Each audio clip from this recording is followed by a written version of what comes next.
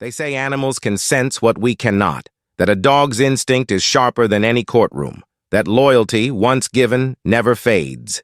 And sometimes it's that instinct, the growl, the bark, the memory, that exposes the truth humans choose to ignore. This is the story of a man marked for death and the dog who refused to forget. But before we begin, if you believe voices like these matter, if you believe stories of loyalty and justice deserve to be heard, take a moment to subscribe to Black Voices Justice. Because here, silence is broken. Here, truth speaks. And here, justice finds its voice. Now let's step inside the prison walls, where a final request changed everything. The first request didn't sound like any the warden had heard before. It wasn't for a final meal. It wasn't for a phone call or a letter. It was for a dog. Inside Grayford Penitentiary, the walls seemed to breathe with dread that morning. Every clang of the steel doors, every echo of boots against concrete carried the weight of inevitability. Execution days always felt different, charged, brittle, like glass waiting to shatter. But in cell 47, something unexpected was unfolding. Ethan Cole sat on the edge of his cot, hands resting loosely, eyes fixed on the cracked floor beneath him. 7 years had carved him down to bone and silence. Once his gaze was sharp, rebellious, defiant. Now it was quiet, scarred with regret, but steadier than anyone expected. The guards had gathered, waiting for the usual ritual. Most men asked for the same things: steak dinners, a bottle of whiskey, a final chance to hear a loved one's voice. They braced themselves for something along those lines. Instead, when the warden asked what his last wish would be, Ethan's answer landed like a stone in still water. "I want to see Shadow." The room stilled. One of the younger guards frowned. "Shadow?" "My dog," Ethan said softly. The silence stretched. A dog, not a person, not even food. Just a German shepherd that had once been his entire world. Some of the guards scoffed quietly. Others exchanged uneasy glances. It was unheard of, bringing an animal into a maximum security yard on the day of an execution. The risk alone made the request absurd. The warden leaned back in his chair, studying Ethan with a mix of curiosity and caution. In 22 years of walking men down the final corridor, he had seen strange requests: guitars, tubs of ice cream, even a priest who failed to show up. "But this was new. Why the dog?" the warden finally asked. Ethan raised his eyes. They were calm, but carrying a weight that words couldn't soften. "Because he never turned his back on me." The answer cut through the room like a blade. Shadow wasn't just a pet. He had been there before the arrest, before the trial, before the neighbors' whispers turned to silence. Through the long nights and hollow mornings, it was Shadow's steady breathing that had kept Ethan tethered to the world. No courtroom could erase that. No sentence could rewrite it. In the control room, officers erupted in debate. "It's a security nightmare," one argued. "No animal has ever been allowed in here, especially for death row." Another older guard spoke quietly. "The man has nothing else. No visitors. No letters. No family. Maybe this is how he goes in peace." The warden called for Ethan's file. He skimmed the pages. No fights, no escape attempts, no contraband smuggled into his cell. 7 years clean. At the bottom, a line caught his eye: owned a German shepherd named Shadow. 8 years. Confiscated at arrest. The warden exhaled slowly. Against protocol, against instinct, he nodded. 10 minutes. In the yard. Under strict supervision. The decision rippled through the prison like a rumor with teeth. Some guards shook their heads. Others muttered about the strange bond between men and animals. But everyone agreed on one thing. The request was unlike anything they had witnessed before. For Ethan, those 10 minutes were already eternity.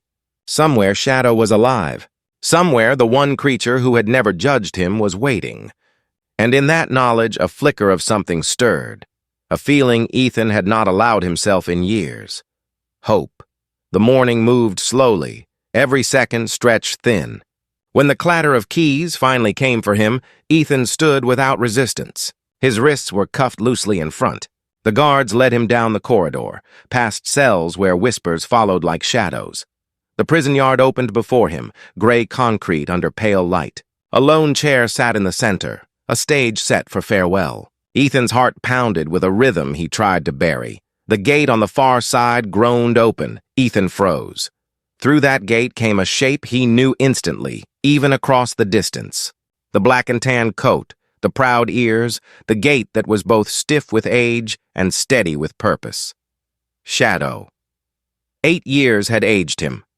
His muzzle was flecked with gray. His eyes, once bright with youth, carried a weathered shine.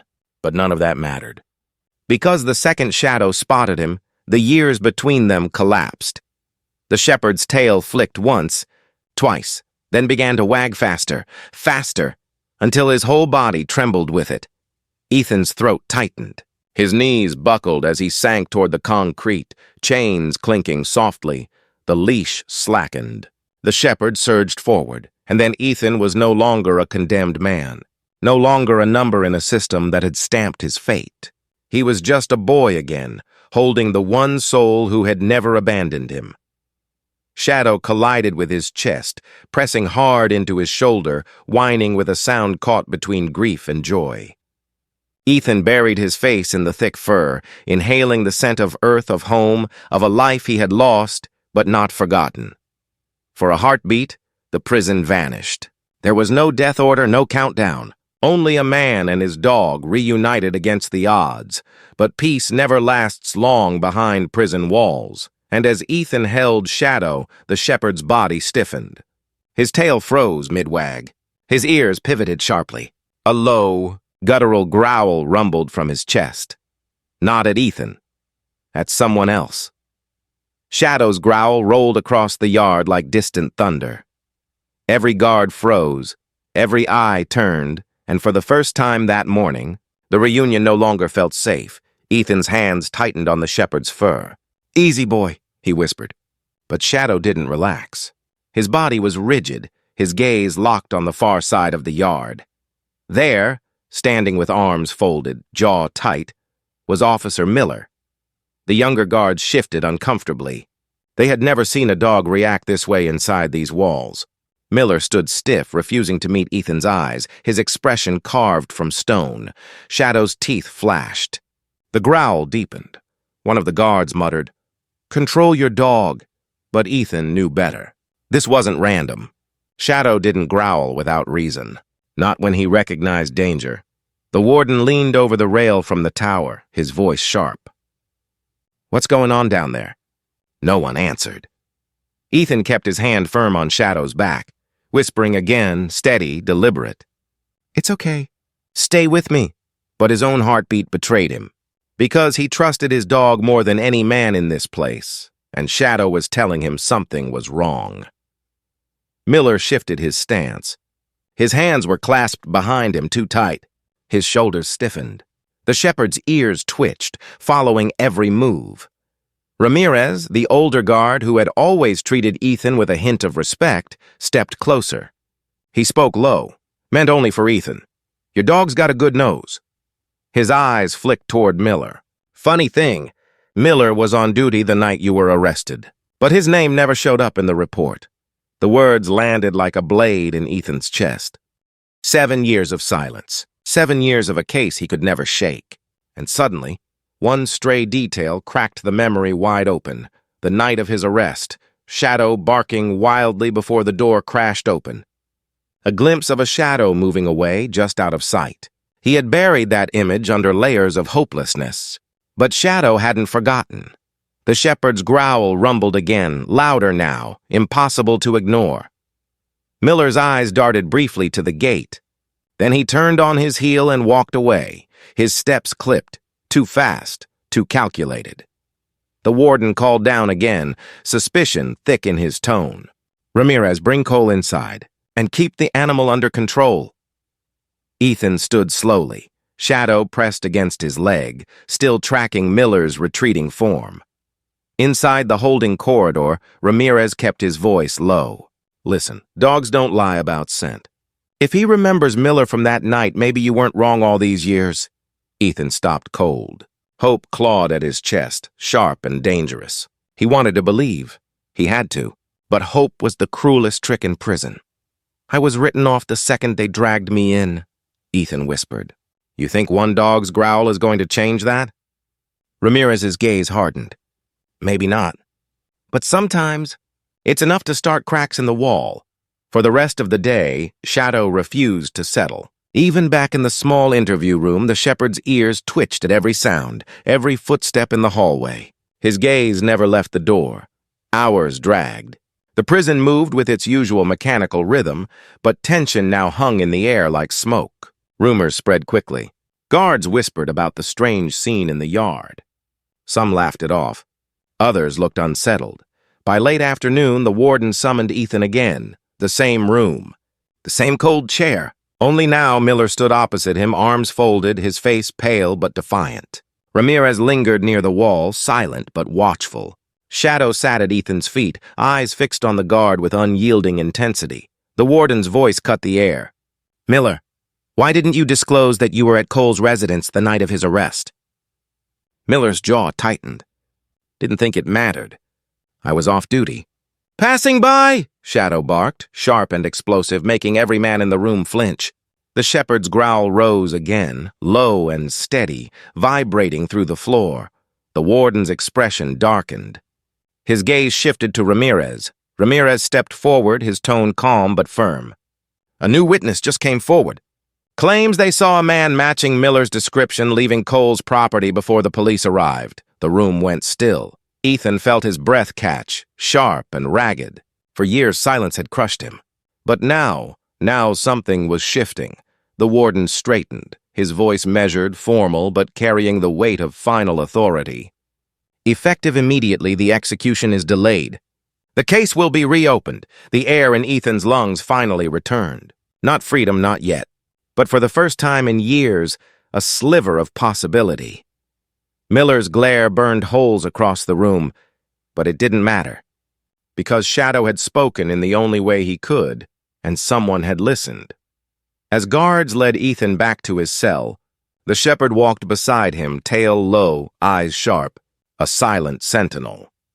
For Ethan, the countdown clock had stopped ticking, and for the first time, he began to wonder, what if this wasn't the end? The prison never truly slept. Doors clanged. Radios crackled. Footsteps echoed in endless cycles. But tonight, something was different. News of the delayed execution spread like wildfire through Grayford's concrete veins. Inmates whispered through cell bars. Guards spoke in hushed tones, careful not to be overheard. Ethan sat alone in his cell, Shadow curled at his feet.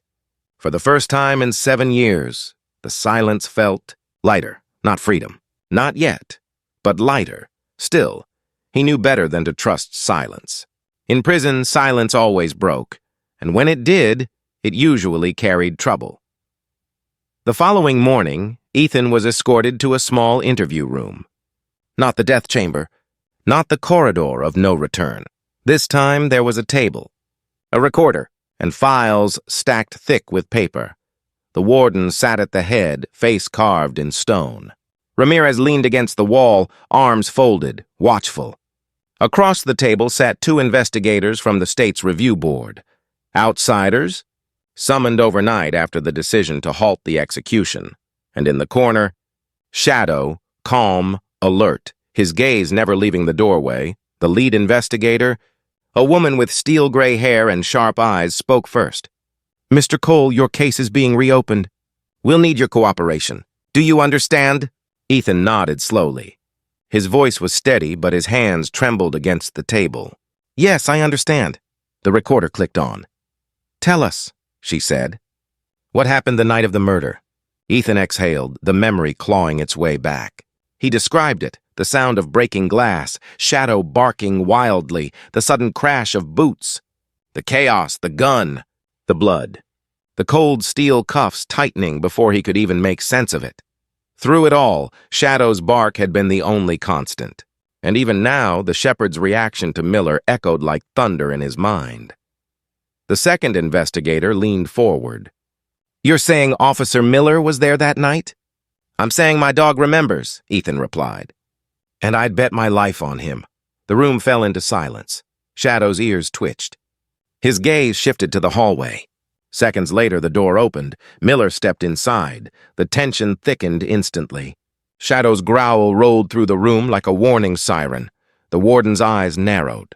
"Officer Miller, you've been called to answer questions about your involvement in the Cole arrest." Miller's jaw tightened. "I've told you. I was off duty." Passing by, the investigator's tone sharpened. "Then why does a witness place you leaving Cole's property minutes before the police arrived?" Miller hesitated, just a beat, but enough. Shadow barked, loud and sharp, the sound bouncing off the cinderblock walls.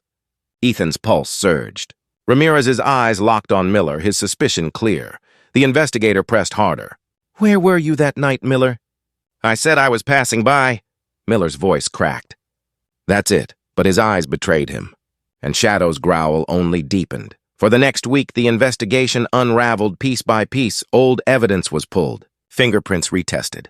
DNA analyzed with methods far beyond what had been used 7 years earlier, and every layer peeled back revealed the same truth. The prints didn't match Ethan. They matched Miller.fibers. Found on the victim's clothing, linked to Miller's uniform, jacket, weapon residue, traced back to a locker Miller had once used. The case that once seemed airtight began to crumble. Inside his cell, Ethan felt time stretched like rubber bands, ready to snap. He wanted to hope, but hope was dangerous. Every time his thoughts drifted toward freedom, he forced himself back. Shadow, however, didn't share his caution. Every day, the shepherd pressed closer to him, resting his head on Ethan's leg as if assuring him of what was coming. Loyal, unshaken, unafraid. One evening, Ramirez slipped by Ethan's cell during rounds. His voice was low, careful. "They're building a case against Miller," he said. "The evidence is piling up. If this keeps up, you might walk free." Ethan's chest tightened. Free. The word tasted foreign, unreal. But Ramirez wasn't finished.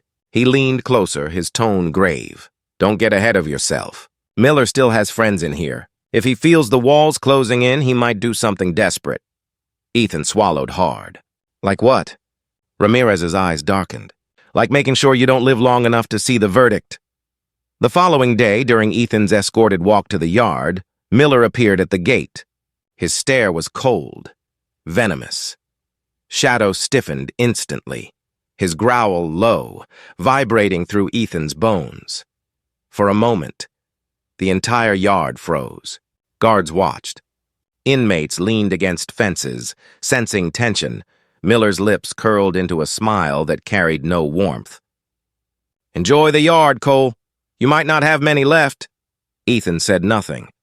But Shadow surged against the leash, eyes locked on the man who had stolen 7 years of his master's life. The shepherd barked once.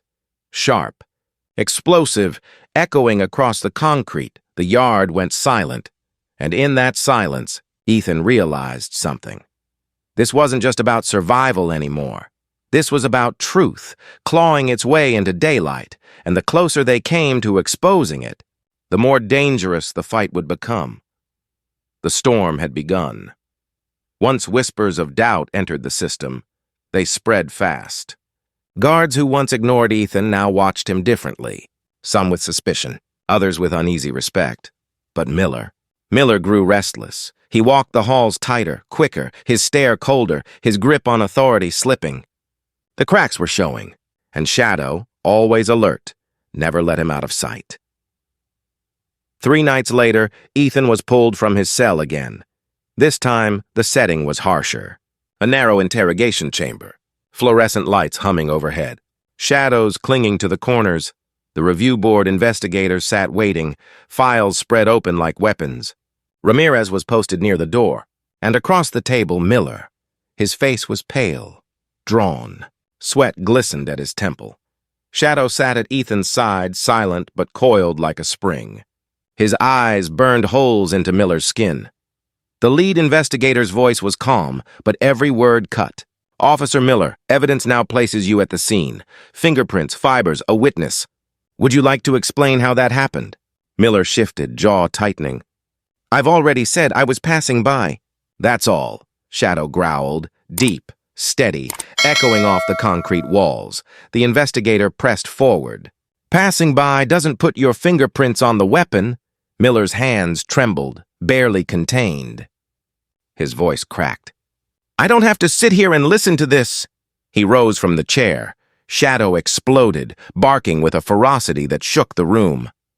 The leash strained as the shepherd lunged, every muscle screaming with memory. Sit down, Officer Miller, the warden barked from the corner. His voice thundered, carrying finality. Miller froze. For the first time, fear flickered across his face. In the days that followed, the case against Miller grew impossible to ignore. The review board unearthed inconsistencies. Reports rewritten. Logs missing. And most damning of all, evidence Miller himself had recovered from Ethan's home. Evidence later proven to have his prints on it. The house of cards collapsed. Still, the system moved slow. Lawyers circled. Motions filed. Hearings scheduled. Ethan remained in his cell, suspended between despair and possibility. And Shadow. Shadow remained his constant. Every night, the shepherd pressed against the bars, head resting near Ethan's hand. Every morning, he rose with sharp eyes, scanning for danger. He was no longer just a dog. He was Ethan's shield, his witness, his lifeline. But Miller wasn't finished. Cornered men grow dangerous. And Miller had nothing left to lose. Late one evening, alarms blared. A scuffle broke out near the south block. Guards rushed, leaving corridors thinner than usual. Ethan, escorted back from the interview wing, felt the tension before he saw it. From the shadows of the hallway, Miller emerged. His eyes burned with desperation. His hand gripped a sharpened metal shard, crudely fashioned from prison scrap. The escorting guard shouted, reaching for his baton. Too late, Miller lunged, but Shadow was faster. The shepherd tore free of the leash, a blur of black and tan muscle. He slammed into Miller mid-strike, teeth sinking into the arm that held the blade. The weapon clattered to the floor. Miller howled, thrashing, but Shadow held firm, snarling with primal fury. Guards swarmed, tackling Miller, dragging him down in a storm of fists and shouts. When it ended, Miller was on the ground, shackled, bleeding. His plot unraveled by the very creature he had underestimated. Ethan dropped to his knees, pulling Shadow close, his voice breaking. You saved me. Again. That night the prison changed. No one doubted anymore. Not after what they'd seen. A condemned man, nearly silenced forever, spared twice by the instincts of a dog who refused to forget. The review board accelerated its work. Within weeks, charges were filed against Miller. Tampering with evidence, perjury, murder, and Ethan's sentence. Dissolved. The paperwork took days. But when the final stamp landed, the walls that had held him captive for 7 years no longer had claim over him. The morning of his release, the prison gates loomed tall, iron jaws that had swallowed countless men whole. But today, they opened. Ethan stepped forward, Shadow at his side, no cuffs, no guards, just open air stretching wide. The shepherd's tail wagged slow, steady, carrying the weight of everything they had endured. Ethan knelt, burying his face in the thick fur, tears cutting down his cheeks. His voice broke into a whisper. We made it, boy. We finally made it. The guards who watched said nothing. Some looked away, ashamed. Others stood still, as if recognizing they had witnessed something rare, truth clawing its way through a system designed to bury it. For Ethan, freedom was no longer a dream. It was the sound of Shadow's bark, the warmth of fur against his cheek, the open sky above them, unbroken by bars or walls. But most of all, freedom was this. The proof that loyalty can expose lies, that sometimes justice doesn't come from the witness stand. It comes from the one soul who never forgets. Freedom is never simple, not when the system has already written your ending in ink. Ethan Cole walked out of Grayford. Penitentiary a free man, but the chains of his past still clung to him. Reporters swarmed the gates. Cameras flashed like lightning. Questions fired from every direction. Do you have anything to say to the victim's family? Will you sue the state? How does it feel to be free? Ethan said nothing. He kept his eyes forward, one hand on Shadow's back. The dog moved steadily beside him, a living barrier between chaos and calm. For 7 years, Ethan had been invisible. Now, suddenly, he was a spectacle. The State Review Board made their announcement within days. The evidence was undeniable. Miller's fingerprints on the weapon, Miller's fibers on the victim, Miller's presence at the scene, and Miller's attempt to silence Ethan with a blade, witnessed by guards inside the prison itself. The charges were filed swiftly: murder, evidence tampering, perjury. The same charges that once buried Ethan now crushed Miller. But the story was bigger than one man's freedom. It was about the cracks in a system that nearly executed an innocent man. Ethan was summoned to testify. The courtroom felt surreal. For years he had only seen the inside of one as a defendant, shackled, silenced, judged. Now he walked in without cuffs, without guards, with Shadow at his side. Gasps rippled through the gallery as the shepherd trotted in, calm but commanding. The judge allowed it, noting the unique relevance of the animal's instincts to the case. Ethan sat at the witness stand. His hands shook, but his voice held steady. "I lost 7 years of my life," he said. 7 years waiting to die for something I didn't do. And the truth only came because of him. He looked down at Shadow. The dog lifted his head, ears perked, eyes fixed on him with unwavering loyalty. He remembered what no one else cared to see. He didn't forget. And because of that, "I'm alive." The gallery sat silent. No coughs, no whispers. Just silence heavy enough to bend the air. Miller sat across the room, chained, his face twisted with rage. When the prosecution laid out the evidence, the prints, the fibers, the missing log entries, he shifted in his seat, sweat dripping down his temple.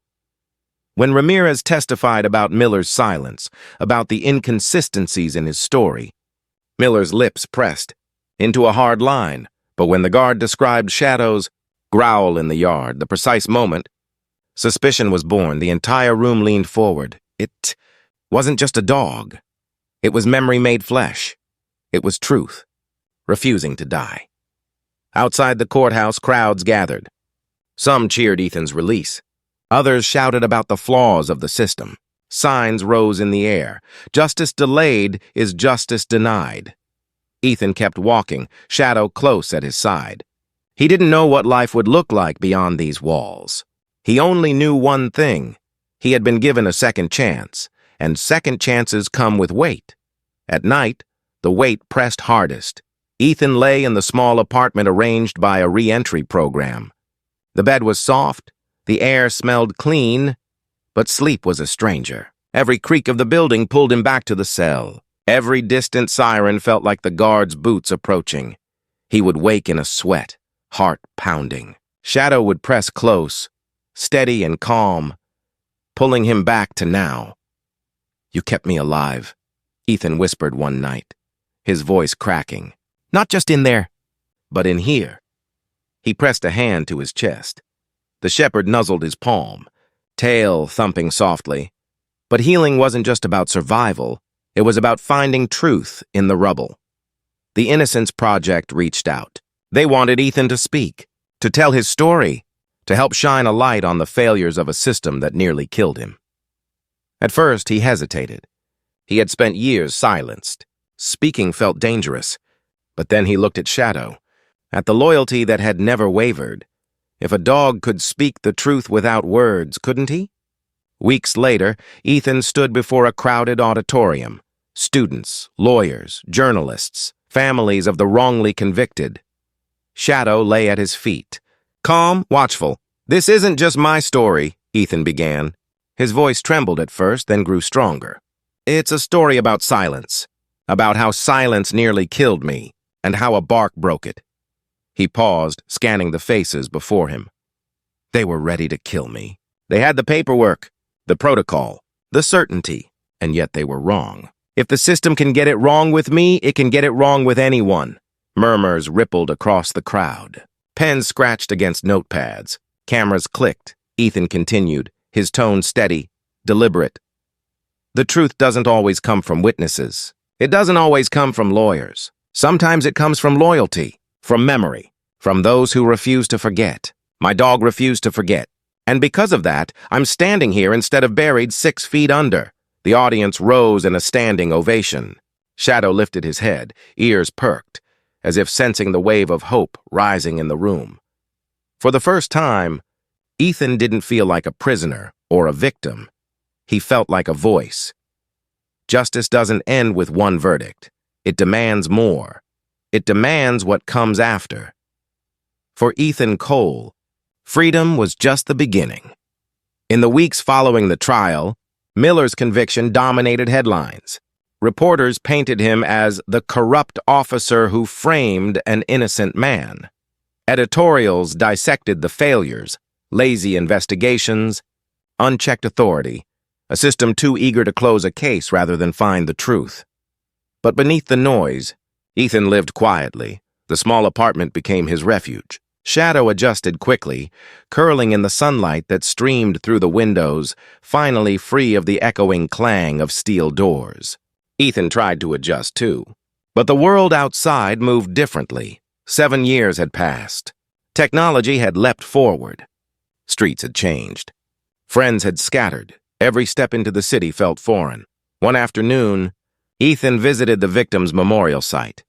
He stood alone, Shadow at his side, staring at the plaque engraved with a name he had been accused of murdering. For years, that name had been chained to his own, a burden he could never shed. Now, free, he felt the weight differently. "I'm sorry," he whispered. His voice cracked raw. "I'm sorry for what happened to you. I'm sorry they blamed me. I'm sorry it took this long for the truth." Shadow pressed against his leg, steadying him. For Ethan, it wasn't about forgiveness. It was about acknowledgement. About naming the silence and refusing to hide from it. The Innocence Project invited him to speak again, this time at a larger conference. Attorneys, lawmakers, activists, families of the wrongly convicted all gathered to hear stories like his. Ethan took the stage, Shadow following close. The applause was warm, heavy with expectation. He gripped the podium, his voice steady, but waited. "I spent 7 years waiting to die, and every system around me said I was guilty. But I wasn't. The truth was buried, the evidence ignored, and the people who should have protected justice failed. It took a dog, my dog, to remind them of what they forgot, that truth has a scent, and it cannot be erased." Gasps rippled. Pens scratched furiously. Cameras clicked. But my story isn't just about me. It's about all the names you don't hear. The ones who didn't have a shadow. The ones whose truth never broke through. Those people are still inside. And if we don't fight for them, justice is just a word. The room rose in ovation, thunderous and unbroken.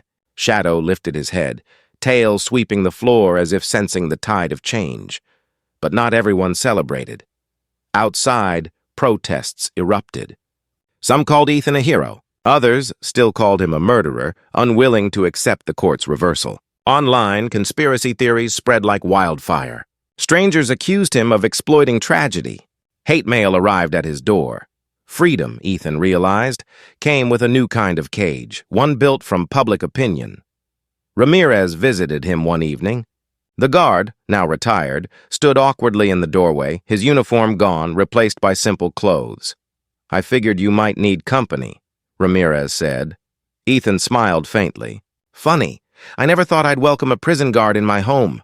Ramirez chuckled, settling into the chair. "Neither did I." The two men sat in silence for a while. Shadow stretched between them like a bridge. Finally, Ramirez spoke, his voice low. "You've got a choice now, Ethan. You can hide. Or you can fight for yourself and for the others who don't have a voice." Ethan nodded slowly.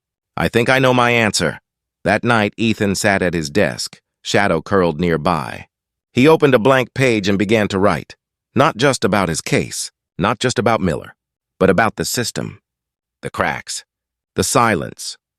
He wrote for those still trapped behind walls, their innocence unseen. He wrote for families shattered by false convictions. He wrote for the truth, clawing to be heard.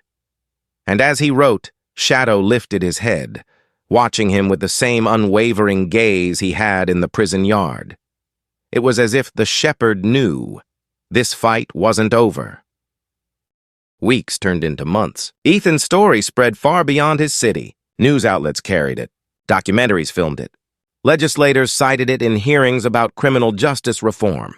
Everywhere he went, Shadow followed, a living reminder of how truth had survived when nothing else had. At rallies, children knelt to pet the shepherd, their parents whispering Ethan's name like a lesson. At hearings, lawmakers glanced at Shadow, uneasy, as if the dog himself judged them. And in every speech, every interview, Ethan said the same words. Justice can be delayed, but it cannot be erased, and silence will always break. One evening, after a long day of interviews, Ethan returned home exhausted. He sat on the floor beside Shadow, pressing his forehead to the shepherd's. "You saved me," he whispered. "But we're not done. Not until this fight means no one else loses years like I did." Shadow wagged his tail once, slow and steady. And in that quiet room, Ethan realized something profound. This wasn't just about freedom anymore. It was about building a legacy. One bark, one story, one crack in the system at a time. The fight for justice doesn't end with one man's freedom. It begins there. For Ethan Cole, survival had turned into something larger, something heavier, a responsibility. Months after his release, Ethan stood before a crowd on the steps of the state capitol. Shadow at his side, calm but alert, ears twitching at every sound. The rally wasn't for him. It was for the countless names still trapped in cells, still branded guilty, though their stories told otherwise. Signs rose into the air. Free the innocent. End wrongful convictions. Justice delayed is justice denied. Ethan gripped the microphone. His voice cut through the cold air. "They almost killed me," he began, "and they would have called it justice. They would have told my story as if it were finished. But it wasn't. The truth was buried. And if not for this dog, you'd never hear my voice today." The crowd erupted in applause. Shadow lifted his head, tail wagging once. "But listen," Ethan continued, "this isn't just about me. For every Ethan Cole you hear about, there are 10 you don't. Men and women who didn't have someone or something to fight for them. People whose names you'll never know because the system erased them." He paused, scanning the faces before him. Justice is not a machine. It's not automatic. It's fragile. It breaks if we let it. And when it breaks, people die. That's why I'm standing here. That's why I'm asking you, not to feel sorry for me, but to fight with me. The crowd roared, but victory always brings enemies. Behind the scenes, backlash grew. Politicians called Ethan a distraction. Prosecutors insisted his case was an isolated failure. Online, detractors smeared his name, claiming the courts had bent under pressure. The weight pressed heavy. At night, Ethan sat awake, staring out the window of his apartment. Shadow curled against his leg. "Maybe I'm not strong enough," he whispered.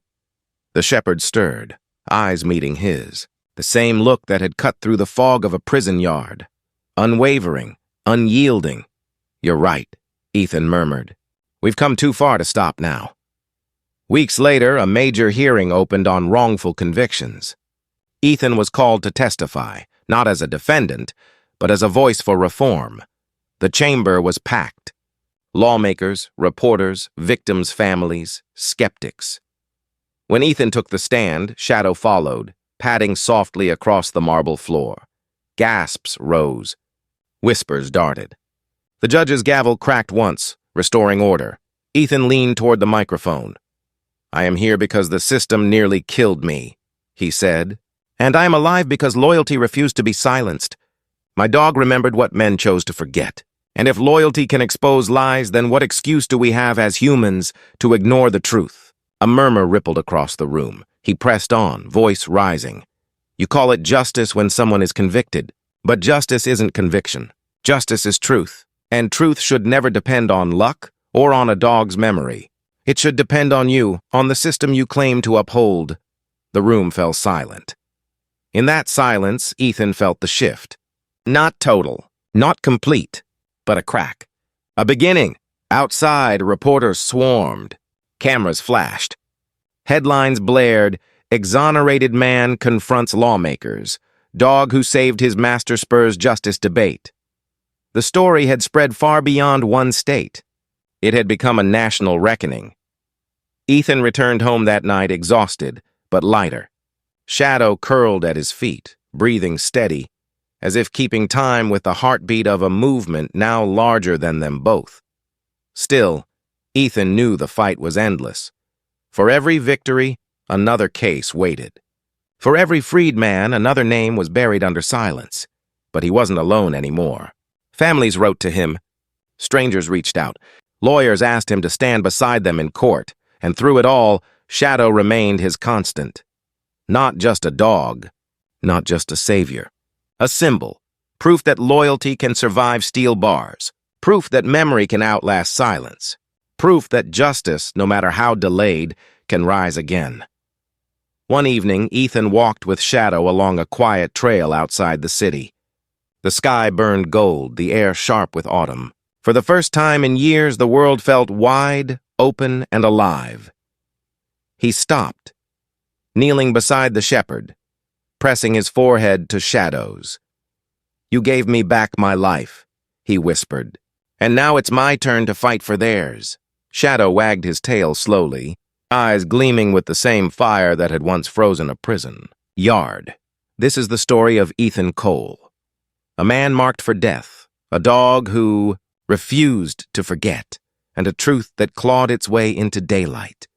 But more than that, it's a reminder that loyalty doesn't need words, that silence doesn't last forever, and that justice, no matter how long it hides, always waits for someone brave enough to uncover it. So ask yourself, if one dog's memory could save a life, what could we do if we refused to stay silent? This wasn't just a story about a man and his dog, it was a story about silence, and how silence can break, about loyalty, and how loyalty can reveal truth, about justice, and how justice, no matter how delayed, cannot be erased. Ethan Cole walked into Grayford, penitentiary marked for death. He walked out 7 years, later because one dog refused to forget. But the lesson doesn't stop with him. There are still voices trapped behind, walls, still names buried in files, still truths waiting to surface. And the question isn't whether justice can. Wait, the question is, will we? Because every day we stay silent, another story ends too soon. If this story moved you, share it. If it made you think, let others hear it. And if you believe loyalty and truth still matter, stay with us. This is Black Voices Justice, where silence breaks, where truth speaks, and where justice finally finds its voice.